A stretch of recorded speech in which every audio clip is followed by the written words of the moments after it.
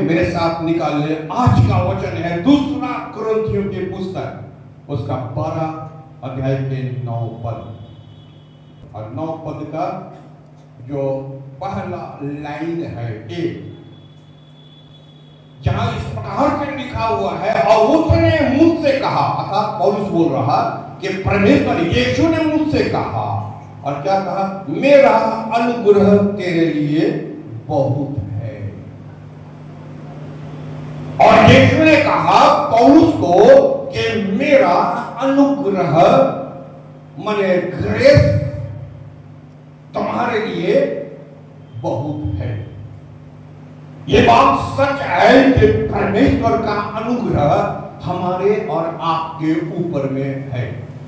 कुछ लोग महसूस करते हैं और कुछ लोग महसूस नहीं करते हैं। आज हम जीवित हैं, परमेश्वर का अनुग्रह हो। आज हम स्वस्थ हैं, परमेश्वर का धन्यवाद हो। आज हमारे पास परिवार है, परमेश्वर का धन्यवाद हो। आज हमारे पास भोजन है, यह सब परमेश्वर का अनुग्रह है। प्रभु जो है सब कुछ होते हुए इसको अनुग्रह कहा जाता है, और सब होने के बावजूद भी जो है अगर हम महसूस नहीं करते कि परमेश्वर कैसे और किस प्रकार से हमारे ऊपर अनुग्रह करता है, क्योंकि हम पाते हैं पौलुस बोलता है एक कांटा, एक सुई, एक कांटा जो है मुझको चुभ रहा है, शैतान जो है चुभा रहा ताकि मैं भूल ना जाऊं। घमंड करना जो है हमको आता है, हम घमंड कर सकते हैं, जो कुछ हम पिए हैं, पौलुस बोलता है, मतलब फिर भी जो है मैं करता नहीं हूं, जबकि मेरे पास अधिकार है।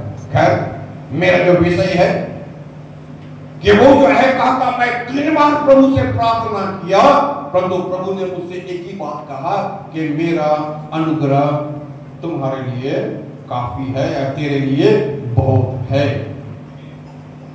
अनुग्रह जो है वो दिखता कैसे है? दिखना भी तो चाहिए। अगर हम प्रेम की भाषा बोलेंगे तो प्रेम तो खाली जबान से अगर हम बोलेंगे हम तुमको प्यार करते हैं, हम खुदा को प्यार करते हैं, हम प्रभु को प्यार करते हैं, तो प्यार तो दिखना भी तो चाहिए। ठीक उसी प्रकार से जो है जब परमेश्वर बोलता है कि यीशु बोलता है कि मेरा अनुग्रह तुम्हारे लिए काफी है, तो वो जो है अनुग्रह जो है वो दिखना भी तो चाहिए। अगर वो अनुग्रह दिखता नहीं है तो फिर जो है कैसे हमको पता चलेगा कि परमेश्वर का, प्रभु का अनुग्रह हमारे ऊपर है? This is what grace looks like. ऐसे ही जो है परमेश्वर का अनुग्रह दिखता है। कुछ कुछ एग्जाम्पल यहां पर हम आपको देंगे, और जिस एग्जाम्पल से जो है ये बाइबल से, नया नियम से ही हम दे रहे हैं, और जिससे पता चल जाएगा कि सचमुच में परमेश्वर का अनुग्रह मेरे ऊपर है। सिर्फ ऐसी बात नहीं है कि उसने पौलुस को बोल दिया कि मेरा अनुग्रह तेरे ऊपर है। निश्चित तौर पर परमेश्वर ने उसके जीवन में कुछ किया है जो पौलुस महसूस नहीं कर पा रहा है, परंतु प्रभु उसको बोल दिया इतना ही काफी है कि मेरा अनुग्रह तेरे लिए काफी है। हमारे और आपके लाइफ में भी कभी कभी बहुत तकलीफ होता, बहुत दुख होता है, बहुत बीमारी होता, बहुत टेंशन होता, और ऐसे समय में जो है मन हताश, उदास, निराश हो जाता है, परंतु फिर भी जो है हम पाते हैं हम जीवित हैं। शायद परमेश्वर ने यीशु ने बोला होगा मेरा अनुग्रह तेरे लिए काफी है, और शायद उस समय हम महसूस नहीं कर पाए। हम तो सोचते कि खुदा हमको छोड़ दिया, प्रभु हमको छोड़ दिया, मंडली हमको छोड़ दिया, चर्च हमको छोड़ दिया। आप छोड़े होंगे, प्रभु ने छोड़ा है। मत्ती 26 और उसका 69 to 70 यहां पर हम पाएंगे जहां पर पतरस ने 3 बार यीशु का इनकार किया। यहां पर हम पाएंगे कि ये रेफरेंस इसीलिए हम बोले हैं ताकि आप जब रिटर्न करते हैं, लिखते हैं, तो आपको पता चल जाए ये वो व्यक्ति है जो यीशु के साथ चलता था, फिरता था, अद्भुत काम किया, अद्भुत काम जो है देखा, यीशु के साथ रहा, यीशु ने उसको चुना। तो ये वही व्यक्ति है जो यीशु का 3 बार इनकार कर दिया। ठीक है ना? इनकार करने का मतलब क्या हुआ? अब प्रभु हम तेरे पीछे नहीं चलेंगे। इनकार का मतलब क्या? यीशु तुझको हम नहीं जानते। इनकार का मतलब क्या? तुझको हम नहीं पहचानते। इनकार का मतलब क्या? ये भी तो हो सकता है मेरा काम निकल गया, अब तुमको हम नहीं पहचानते। अब मेरे जो है हम अपने पैर में खड़े हो गए, आप तुमको अब नहीं पहचानते हैं, अब जो है हम अपने बिजनेस में हम फिर से वापस चले जाएंगे, अब यीशु तेरा पीछे में चलना हमको अच्छा नहीं लगता है। इनकार का तो बहुत मीनिंग निकल सकता है। एक व्यक्ति जब इनकार करेगा तो इनकार का बहुत मीनिंग आप निकाल सकते हैं, निकलना भी चाहिए। और जब पतरस यहाँ बोल रहा और जब उससे पूछा गया क्या तू यीशु के साथ था, वो भी यीशु के साथ था, मैं यीशु को जानता ही नहीं। तुम बोल क्या रहा, हमको पता ही नहीं है, मैं यीशु को नहीं जानता। और एक बार में 3 बार, उसका मतलब एकदम अपना मिनिस्ट्री को टोटल भूल गया। 3-3.5 साल तक यीशु के साथ वो था, देखा, परंतु मिनिस्ट्री को भूल गया। और आज क्या बोलता है, मैं यीशु को नहीं जानता। ऐसा व्यक्ति जो यीशु को छोड़ चुका था, ऐसा व्यक्ति आम जब उसने कह दिया है कि मैं यीशु को नहीं जानता, नहीं जानता, नहीं जानता, 3 बार उसने अस्वीकार कर दिया। ऐसे व्यक्ति को यीशु बोलता है यूहन्ना 21:12 में, कोई निकाल दे, यूहन्ना 21:12, जहां पर कहता है आओ मेरे साथ भोजन करो। यीशु ने उनसे कहा आओ भोजन करो। यीशु ने उनसे कहा आओ क्या करे, भोजन करे। ऐसा व्यक्ति को तुम भोजन खिलाएगा जो व्यक्ति तुमको 3 बार अस्वीकार कर दिया है, जो व्यक्ति सरेआम जो है 3.5 साल का मेहनत जो है, यीशु उनके साथ था, यीशु उनको चुना, यीशु ने उनको बुलाया, यीशु उनके साथ रहा, यीशु उसको चेहरा होने का अवसर दिया, यीशु मान दिया, इज्जत दिया, सम्मान दिया, और वो जो अस्वीकार कर दिया, ऐसा व्यक्ति के ऊपर यीशु अनुग्रह करता है। Praise God, hallelujah, hallelujah. ऐसे व्यक्ति को यीशु जो है बोलता है आओ मेरे साथ भोजन करो। ये होता है अनुग्रह। आप लोग यहां बैठे हुए, आप अपना पास्ट को थोड़ा याद करो तो, आपका पिछला जीवन को याद करो तो थोड़ा, और परमेश्वर से पूछो हे प्रभु कितने बार मैंने तुझको छोड़ा, कितने बार मैंने तेरा अस्वीकार किया, कितने बार मैंने मंडली को के ओर में देखा भी नहीं, कितने बार जो हमें तेरे पास आया नहीं, और आज भी तू हमको आत्मिक भोजन दे रहा है।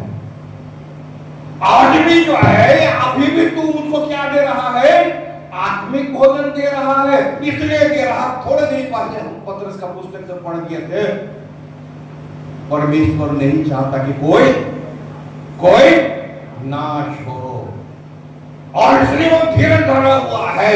ये है परमेश्वर का अनुग्रह कि आप जो है यहाँ पर आत्मिक भोजन खा रहे हैं, आप वचन को सुन रहे हैं, इसलिए सुन रहे हैं, यही परमेश्वर का प्रभु का अनुग्रह है। प्रेज़ गॉड, हालेलुया, यही प्रभु का अनुग्रह है। नहीं तो आप और हम ना जाने कितने बार उसको अस्वीकार कर दिए, हम और आप कितने बार उसको ठोकर दिए हैं, हम और आप कितने बार उसका बेइज्जत किए हैं, हम और आप कितने बार मंडली का बेइज्जत किए हैं, हम और आप कितने बार जो वचन का बेइज्जत किए हैं, हम और आप कितने बार पास्टर का बेइज्जत किए हैं, परंतु उसी व्यक्ति से आप भोजन खा रहे हैं। वही आदमी से जो है, वही मनुष्य से आप भोजन खा रहे हैं। और यहाँ पर क्या लिखता है, यीशु ने उससे कहा आओ मेरे साथ क्या करो, भोजन करो, आओ। ये संभव है? एक आदमी आपको ठुकराया है, एक आदमी आपको कष्ट दिया है, एक आदमी आपको दुख दिया है, एक आदमी आपको छोड़ दिया है, और वो व्यक्ति जो है आपको भोजन का टेबल में बैठा रहा है। ये क्या है फिर? ये है क्या? ये जो है यह अनुग्रह है, ये जो है अनुग्रह है, ये जो है अनुग्रह है। दूसरा, यूहन्ना रचित सुसमाचार उसका 20 अध्याय का 25 पद। जब अन्य चेले उससे कहने लगे, जब अन्य चेले उससे कहने लगे, हमने प्रभु को देखा है, तब उसने उनसे कहा, जब तक मैं उसके हाथों में कीलों के छेद ना देख लूं और कीलों के छेदों में अपनी उंगली ना डाल लूं और उसके पंजर में अपना हाथ ना डाल लूं, तब तक मैं विश्वास नहीं करूंगा। थोमा, मैं विश्वास नहीं करूंगा। तुम लोग जितना भी हमसे कहो कि यीशु जी उठा, यीशु जी उठा, यीशु जी उठा, और उसके चेले जो बोल रहा है, और थोमा का जो और भी जो चेला उनका शागिर्द जो है बोल रहा, हम लोगों ने देखा कि यीशु जी उठा, हम लोगों ने देखा यीशु जी उठा, हम लोगों ने देखा यीशु जी उठा। और थोमा बोल रहा, जब तक हम अपना उंगली उसमें उसके घाव में अंदर डाल के छू करके जब तक देख नहीं लेंगे तब तक हम विश्वास नहीं करेंगे और विश्वास नहीं करेंगे और विश्वास नहीं करेंगे। कौन है ये व्यक्ति? ये तो यीशु का चेला है। ये व्यक्ति कौन है? ये भी यीशु का चेला है। ये वही व्यक्ति है जो यीशु के साथ रहा, ये यही व्यक्ति यीशु के साथ चला, ये यही व्यक्ति यीशु के साथ रहते हुए कितना मुर्दा को जिंदा होते देखा है। ये वही व्यक्ति है कितना लंगड़ों को चलते हुए देखा, ये वही व्यक्ति है कितना अंधों को ठीक होते देखा। क्या थोमा नहीं देखा था? क्या शास्त्र नहीं बोलता है? क्या वचन नहीं बोलता? यीशु बोलता है ये थोमा जो है मुर्दा को भी जिंदा होते देखा और जो है लंगड़ों को भी चलते हुए देखा, सब कुछ देखा है। और जब अपना बारी आता है, जब अपना बारी आता है तो क्या बोलता है? जब तक मैं छू करके उंगली डाल करके ना देख लूं तब तक मैं विश्वास नहीं करूंगा। ऐसे आदमी को तो भाग देना चाहिए। ऐसे व्यक्ति जो है आंख से सब कुछ देखता है। कहा जाता ना तेरे मंडली में, तेरे शहर में क्या क्या हो रहा, सब कुछ होने के बाद भी अगर लोग आंख बंद करके रहता है और गवाही नहीं देता है, साक्षी नहीं देता है, उसको पता ही नहीं क्या हुआ है।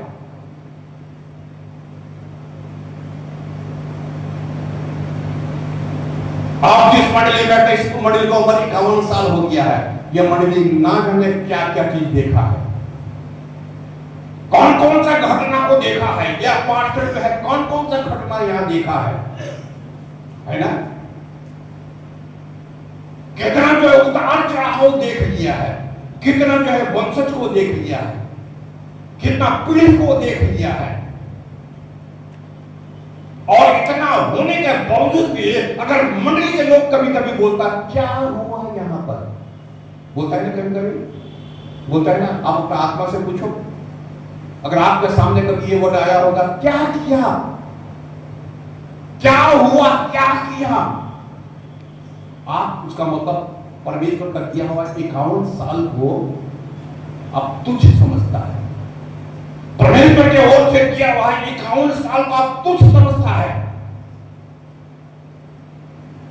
फिर भी जो है यीशु बोलता है आओ छू करके देख लो, अनुग्रह। यूहन्ना 20 का 27, यूहन्ना 20 का 27।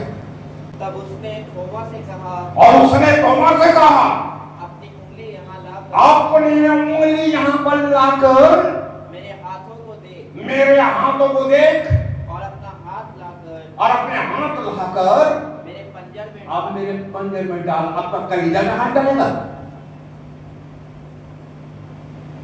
अरे तुम विश्वास कैसा करेगा? तेरे आंख के सामने तो सब कुछ हुआ है, मुर्दा भी जिंदा हुआ है, और आज मैं खुद ही जब जिंदा हो गया हूं, और मैंने पहले से ही तुमको बता दिया था कि मैं जीवित हो जाऊंगा, और तुम मुझसे कहता है कि जब तक मैं छू ना लूं, जब तक मैं अपने उंगली न डाल लूं, तब तक मैं विश्वास नहीं करूंगा। तेरा खुद का दोस्त, तेरा खुद का शागिर्द बोलता है, क्या बोलता है कि मैंने प्रभु को जीवित देखा है, और फिर भी तो विश्वास नहीं करता है। चलो तेरे पर मैं अनुग्रह देता हूं, मैं अगर चाहूं तो तुमको यहां से भगा सकता हूं। तेरे ऐसे बहुत विश्वास करने वाला मेरे पीछे घूमता है, पर तो फिर भी जो है मैं तुमसे कहता हूं आओ, क्योंकि मेरा अनुग्रह तेरे ऊपर है। आप अनुग्रह को समझेंगे कैसे? यही तो अनुग्रह है, यही तो अनुग्रह है।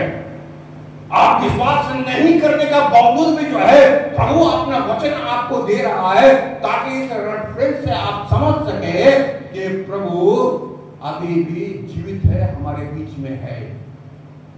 हालेलुया। अभी भी प्रभु हमारे बीच में है, मैं जीवित हूं, थोमा मेरे पास आओ और अपने को मुझको छू करके देख लो। यही मेरा अनुग्रह है। इसी को जो है ग्रेस कहता है, इसी को अनुग्रह कहता है। ये दिखता नहीं है, आपके लाइफ में होता है, आपके जीवन में होता है, आपके घर में होता है। आप जा रहे हैं बाहर, जाते जाते कहीं एक्सीडेंट होते होते बच गए, आप सोचते हम बच गए। नहीं, ये करना परमेश्वर का अनुग्रह था, नहीं, ये प्रभु का अनुग्रह था। आप जाएंगे एक बेला खाएंगे, ये प्रभु का अनुग्रह है कि आपके पतीला में भोजन आ रहा है। आप सोएंगे, रात को आप सोए हैं, ये प्रभु का अनुग्रह है। अनुग्रह सब पर नहीं होता है, अनुग्रह जो है वो सब पर नहीं होता, परंतु होता है और बहुतों पर होता है, सब पर ही होता है। आप प्रभु को प्रति आप धन्यवादित नहीं है। और यहां पर क्या पाते हैं? आओ मुझे छू करके देख लो। तेरे जैसे आदमी विश्वास नहीं करता है, तुमको तो विश्वास से हट जाना चाहिए। फिर भी मैं तुमको एक चांस और देता हूं कि मुझको परख करके मुझको देख लो, मैं तेरे ऊपर अनुग्रह रखता हूं। तीसरा हम ध्यान देंगे,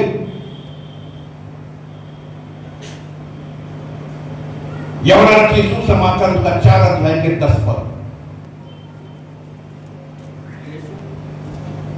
यीशु ने उत्तर दिया, यदि तू परमेश्वर के वरदान को जानती और यह भी जानती कि वह कौन है जो तुझसे कहता है मुझे पानी पिला। और यीशु ने उस स्त्री से कहा जो जल भरने के लिए कुआं में आई थी, वो सामरी स्त्री। क्यों कहा? अगर तुम मुझसे मांगती तो मैं तुम्हें जीवन का जल देता।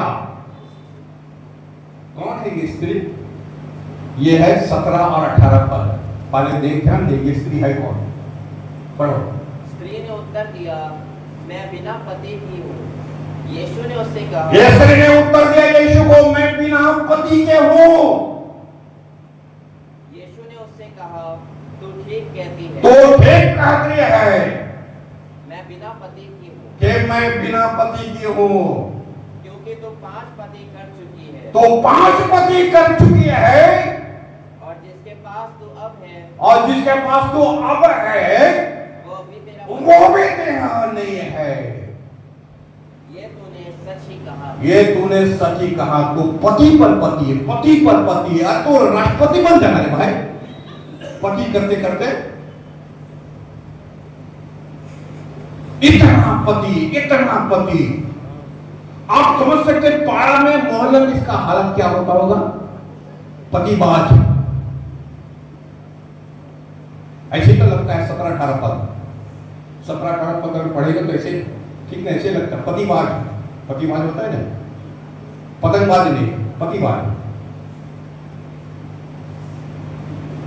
इतना पति कर चुकी है, ठीक ना? सही बात है ना? अनुग्रह किसको बोलता है? आप ध्यान दो, अनुग्रह किसको बोलता है? अनुग्रह किसको? हम मेरा विषय है अनुग्रह। आप अनुग्रह को हल्का मत समझ लेना, आप अनुग्रह को हल्का मत समझ लेना, ये हल्का नहीं होता है। आप ध्यान दो, जो है अनुग्रह कहां से आता है, और आप जब यहां से आप निकलेंगे तो आपको पता चल जाएगा कि अनुग्रह क्या हुआ है, किसको बोलता है अनुग्रह, आपको पता चल जाएगा। और यीशु ने उससे कहा 10 पद में, मैं तो सब जानता हूं कि तू पतिबाज है, तू जो है कितना जो पति कर चुके, आप पता इसके बाद भी तू पति करते रहेंगे, जब तक जिंदा रहेंगे करते रहो पति। क्योंकि यीशु क्या बोलता है? अभी भी जिसके पास वो भी तेरा नहीं है, किसी का ले पी लिया।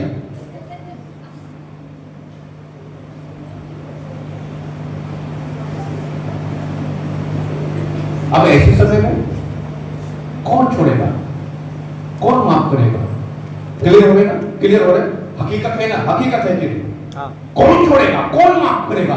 परंतु आप क्या पाते हैं? इसी को तो अनुग्रह। यीशु ने कहा चलो भाई पति तुम करते रहो, तू मुझसे पानी मांगती ना, मुझसे अगर जल मांगती तो मैं क्या देता तुमको? जीवन का जल। सब बोले जीवन का जल। अगर तुम मुझसे मांगती, मैं अनुग्रह करने वाला, मैं जो हूं मैं ग्रेस करने वाला। इसी को बोलता है मेरा अनुग्रह तेरे लिए काफी है, इट इज एनफ। तो जो भी कुछ कर मुझसे अगर जीवन का जल मांगती तो मैं तुमको क्या देता? जीवन का जल देता। और वो जल पीकर तू कभी भी प्यासा नहीं होता, कभी भी प्यासा नहीं होता, नहीं होती। वो जल पीकर तू कभी भी प्यासी नहीं होती, वर्ण उमड़ता रहता है, उमड़ता रहता है। ठीक है ना? ये भी सोचती होगी बात तो करना चाहिए इसको पति का, और बात क्या कर रहा है? जीवन जल का। तुम्हारे पाप चाहे लाल रंग के हो या अरगोनी रंग का हो, मैं उसे धो के क्या कर दूंगा? इनके नाय उनके नाय सफेद कर दूंगा। परमेश्वर हम लोग वो नहीं दिखता कौन कितना गुनहगार, कौन कितना पापी है। वो देखता है कि तुमको मौका दिए हैं, अनुग्रह हम दिए हैं, इसका फायदा उठा लो। और पहले पत्रस का पुस्तक से परमेश्वर धीरज धर के है, इसलिए धीरज धर के है, वो नहीं चाहता कि कोई नाश हो, वो चाहता है क्या? सबके सब क्या पाए? उधार पाए, सबके सब जीवन पाए। यहां पर जो है वो नहीं क्वेश्चन कर रहा तुम कितना पति कर चुके हैं, यहां तो क्वेश्चन किया जा रहा मुझसे मांगती तुम जीवन का जल मैं तुमको दे देता। इसी को तो अनुग्रह, इसी को जो है ग्रेस कहा जाता है, इसी को तो अनुग्रह कहता है। हमारे और आपके जीवन में भी ऐसे बहुत सारा अनुग्रह हुआ होगा, कितना ब्लडर मिस्टेक हम लोग आप और हम कर चुके होंगे, करते भी हैं, करते रहेंगे। जीवन जब तक रहेगा करता रहेगा। एंड साइड बाय साइड क्या होता है? परमेश्वर बोलता है हमसे भी तो थोड़ा सा मांग ले, मैं तुम्हें जीवन का जल दे दूंगा। अरे जो है हम पर थोड़ा सा विश्वास कर ले, मैं तुमको छू करके दिखा दूंगा कि मैं कौन हूं। अरे हम पर थोड़ा सा विश्वास कर ले, मैं तुमको अपने टेबल में बैठ के खिला दूंगा। कौन किसको अपने टेबल में बैठ के खिलाता है? अगर आप किसी का टेबल में बैठ के खा रहे हो, उसका मतलब वो अपना टेबल का शेयर कर रहा है। आप समझते सब चीज? उसका मतलब अगर आप किसी के टेबल में बैठते हो, उसका मतलब आपके साथ टेबल शेयर कर रहा है, आपको प्यार करता, आपको एक साथ रखा है। लूका के सुसमाचार 19 अध्याय के 8 पद, सबसे भ्रष्ट टैक्स लेने वाला जक्कई 19:8। जक्कई ने खड़े होकर प्रभु से कहा, हे प्रभु, देख मैं अपनी आधी संपत्ति कंगालों को। और जक्कई ने कहा, हे प्रभु, मैं अपनी आधी संपत्ति कंगालों को ऐसे ही नहीं दे देगा, कमा के लाया है। सब ध्यान से सुन रहा, ऐसे ही नहीं लाया है, कमा करके लाया है। परंतु कमाया कहां से है? पढ़ो आगे। और यदि किसी का कुछ भी अन्याय करके, अगर किसी का कुछ भी, उसका मतलब बहुत स्वीकार कर रहा है, अगर किसी का कुछ भी अन्याय करके मैं लाया हूं तो उसे चौगुना फेर देता हूं। और उसका चौगुना फेर देता हूं। उसका मतलब डबल नहीं, ट्रिपल नहीं, कितना? चौगुना। चौगुना समझते हैं? अगर हम किसी का 1000 मारे हैं तो हम 4000 उसको देंगे। उसका मतलब वो जानता है, वो जानता है सबसे भ्रष्ट ऑफिसर, वो जानता है लोगों का खून चूसा है, वो जानता है लोगों से जो है वो दगाबाजी किया है, चालाकी किया है, फोटोटी किया है। वो जगह जो है वो आदमी है जो सबसे भ्रष्ट, चोरी किया, दगाबाजी किया। तो यहां पर हम क्या पाते हैं? वो खुद बोलता है मैं चौगुना लौटा दूंगा, मैं किसी से लिया। ये तो है, तब तक तुमको बता चौगुना, चौगुना तुम लाएगा कहां से? ऐसे भ्रष्ट ऑफिसर, इसको कहां होना चाहिए? बोल दो, कहां होना चाहिए? इसको कहां होना चाहिए? जेल में। जेल में होना चाहिए, राइट? कोई भी भ्रष्ट ऑफिसर अगर पकड़ता तो कहां होता है? ईडी कहां होता है? जेल में ना होता, उसको भी जेल में होना चाहिए। जो व्यक्ति को जेल में होना चाहिए, और यीशु क्या बोलता है 5 पद में, ये 19 का 5 में क्या बोलता है? जब यीशु उस जगह पहुंचा तो ऊपर दृष्टि करके उससे कहा, हे जक्कई, झट उतर आ, क्योंकि आज मुझे तेरे घर में रहना है। तुझको जेल में होना है, तो भ्रष्ट आदमी है, तो किसी का पैसा मारा है, तो जो है अन्याय से पैसा इंतजाम किया है, और जब तू अन्याय से पैसा लिया है तो परमेश्वर का वचन क्या कहता है? उसको कहां होना चाहिए? उसको जेल में होना चाहिए। परंतु यहां पर क्या बोलता है? यीशु बोलता है, आज मुझे तेरे घर में रहना अवश्य है। भ्रष्ट आदमी के घर में कौन कौन रहेगा? कौन भ्रष्ट आदमी के घर में रहना पसंद करेगा? कौन रहेगा? ठीक है ना?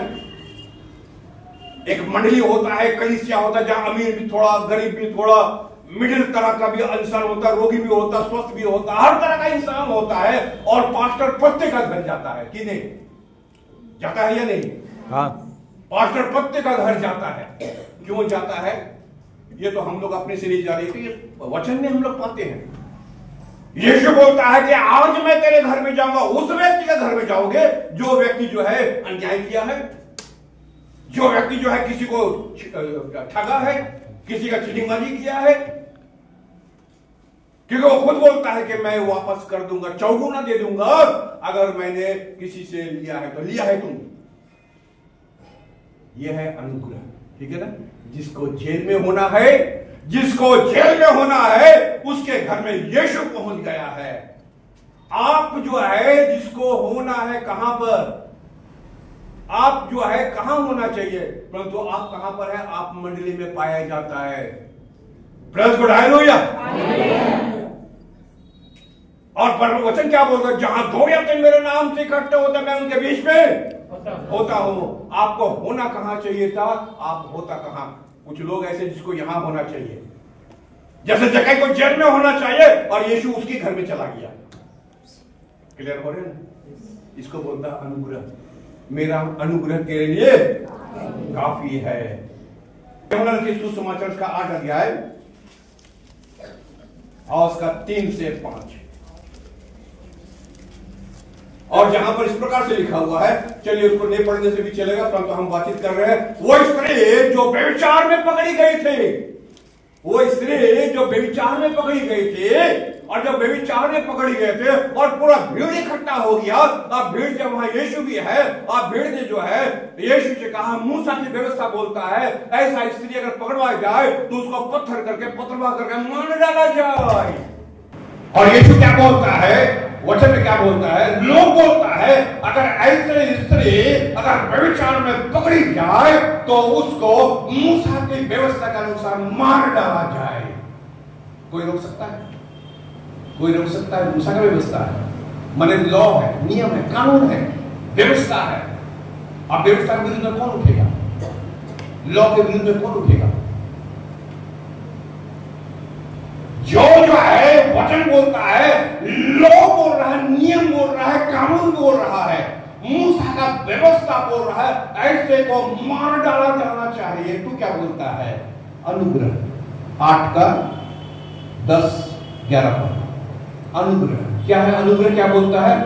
लॉ बोलता है मार डालो, और अनुग्रह बोलता है 10-11।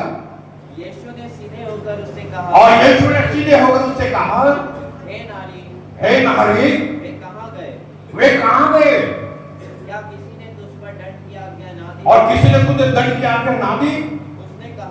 उसने कहा, हे प्रभु, हे प्रभु, किसी ने नहीं। किसी ने नहीं।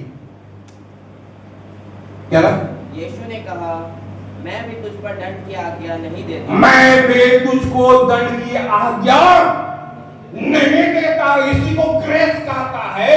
1 सेकंड के अंदर में तेरा मौत हो जाता। कितना? हाँ, 1 सेकंड। ठीक है ना? 1 सेकंड, तुरंत अभी मामला खत्म हो जाता, क्योंकि मूसा का व्यवस्था कहा था कि मर डालो। और यहां क्या हो गया? अनुग्रह आ गया। ग्रेस, मेरा अनुग्रह तेरे लिए काफी है। ना जाने कितने बार हमारे रात के जीवन में आया था। अगर परमेश्वर चाहता तो दंड हमको कब का दे देता, परंतु आज हम जीवित है, कोई भी कारण क्यों ना हो, इसलिए क्योंकि मेरा अनुग्रह तेरे लिए काफी है। तुम बच गया है खाली अनुग्रह के कारण। मंडली में भी तो है, बहुत सारे लोग आया, बहुत सारे लोग गया, बहुत सारे लोग साथ में दिया, बहुत सारे लोग साथ नहीं दिया। तुम छूट इसलिए गया क्योंकि मेरा अनुग्रह तेरे लिए काफी है। तुम्हारा अपने बदौलत नहीं हुआ है, क्योंकि यही व्यवस्था को हम लोग पढ़ रहे हैं और यही व्यवस्था नया नियम में भी यही व्यवस्था। मैं व्यवस्था को लोप करने नहीं परंतु पूरा करने आया हूं। यही व्यवस्था है, व्यवस्था वही है। लोग अपने तरीका से काम करता, मंडली अपना तरीका से काम करता, पास्टर अपना तरीका से काम करता, नियम अपना तरीका कुछ बोलता, अनुग्रह कुछ और ही बोलता। कितने ऐसे लोग लॉ के हिसाब से उसको तो चर्च से बाहर कर देना चाहिए था, कब का, पर तो अभी भी बाहर नहीं हुआ है। वो सोचता है कि हम बच्चा से है और हमको कोई कुछ नहीं करेगा। नहीं नहीं, लॉ तो बोलता है तुमको हटा दिया जाए, पर अनुग्रह बोलता रख दिया जाए। क्या क्लियर हो रहे? क्लियर हो रहे? न्याय बोलता, लॉ बोलता तुमको हटा दिया जाए, और तो अनुग्रह बोलता इसको रख दो। लॉ बोलता है इसको जो है पत्थर भागर मार डाला जाए, तब बोलता है अनुग्रह बोलता कि जा बेटी मैं भी तुझको माफ करता हूं, क्या मैं तुझको माफ करता हूं, छोड़ दिए मैं तुझको, जाओ कोई दंड नहीं है, और मैं भी तुझको दंड नहीं देता। मरकुस 14:49-50 ये उस वक्त का घटना है कि जब जो है, पढ़ दो। मैं तो हर दिन मंदिर में तुम्हारे साथ रहकर उपदेश दिया करता था, और तब तुमने मुझे ना पकड़ा, परंतु यह इसलिए हुआ है कि पवित्र शास्त्र की बातें पूरी हो। पर इस पर सब चेले उसे छोड़कर भाग गए। सब चेले छोड़ करके खाया पिया, घूमा फिरा, अद्भुत काम देखा, सब कुछ होने के बावजूद भी हम क्या पाते हैं, सब चेले छोड़ करके क्या हुआ, भाग गए। एक और रेफरेंस देखिए, मत्ती 26:56 क्या लिखा हुआ है? मत्ती 26:56 परंतु यह सब इसलिए हुआ है कि भविष्यवक्ताओं के वचन पूरे हो। यह सब इसलिए हुआ है कि भविष्यवक्ता का वचन पूरा हो। तब सब चेले उसे छोड़कर भाग गए। सब चेले छोड़ करके क्या हो गया? भाग गया। जोर से बोलो, भाग गया। जो खाया पिया उठा बैठा मिनिस्ट्री क्या चेला बना, सब कुछ आराम सुख सुविधा मिल गया, और वचन क्या बोलता है? भाग गया। तो भाग गया तो भागने दो ना, कोई और दूसरा चेला को लाओ। तो यीशु क्या बोलता है? 28:10 मत्ती का 28:10 भागने भगोड़ा से क्या बोलता है?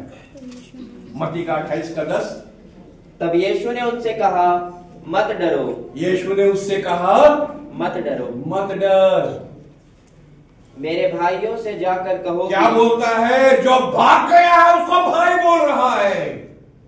ध्यान से सब सुन रहा? हालेलुया, तो नहीं क्या मेरा? Hallelujah, hallelujah.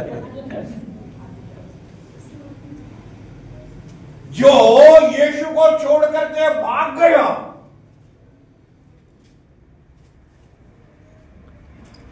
ऐसे व्यक्ति को यीशु बोलता है मेरे भाइयों, माय ब्रदर। आपके जबान से निकलेगा, समझ रहे हैं सब कुछ? अनुग्रह किसको बोलता है? क्या लिखा, पढ़ो। तब यीशु ने उनसे कहा मत डरो। मत डर, तुम मत डर। कौन डर रहा था मालूम है? जब यूसुफ का बड़ा भाई लोग उसके पास आया और यूसुफ प्राइम मिनिस्टर बन गया। याद कर रहा वो घटना को? याद कर रहा? अब भाइयों ने सोचा पिताजी मर गया है, अब मेरा भाई हमको नहीं छोड़ेगा। याद करो पद को, याद करो उत्पत्ति के पुस्तक को, अगर नहीं तो घर में जाकर पढ़ना। प्रत्येक 11 भाई डरना शुरू कर दिया है कि अब समय आ गया है कि यीशु अपना बदला लेगा, छोड़ेगा नहीं हम लोगों को। क्योंकि पिताजी मर गया है।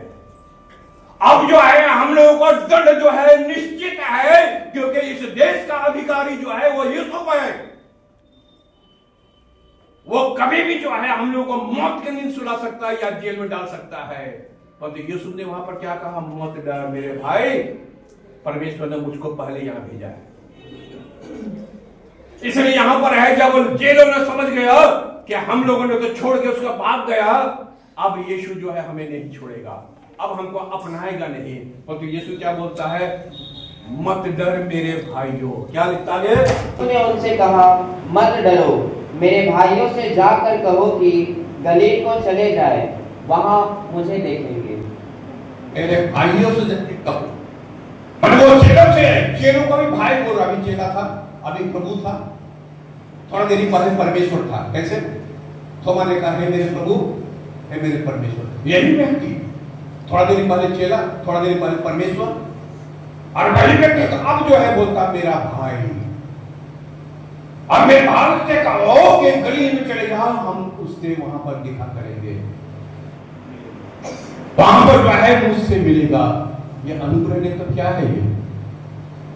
ये जो है ग्रेस से नहीं है तो क्या है?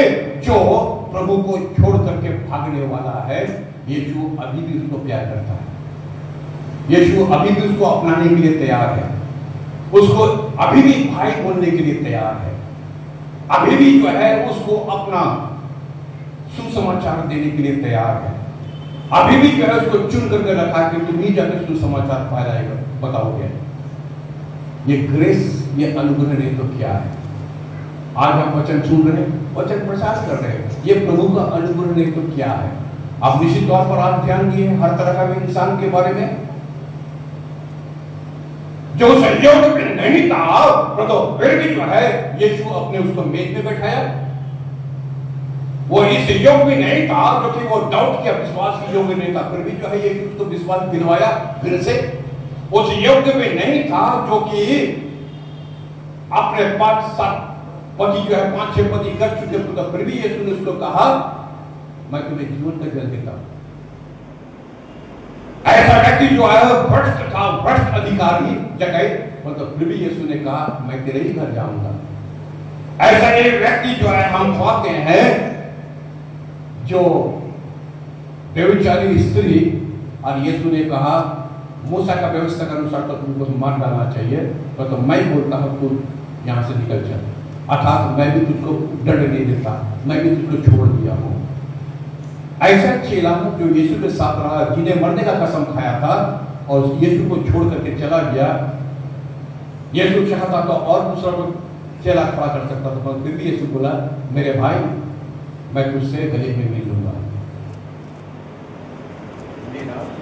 मेरा अनुग्रह तेरे लिए काफी है, मेरा अनुग्रह तेरे लिए काफी है। फिर से बोले मेरा, पीछे बोले मेरा अनुग्रह तेरे लिए काफी है।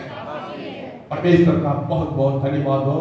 प्रभु के अनुग्रह के नीचे आप धन्यवाद।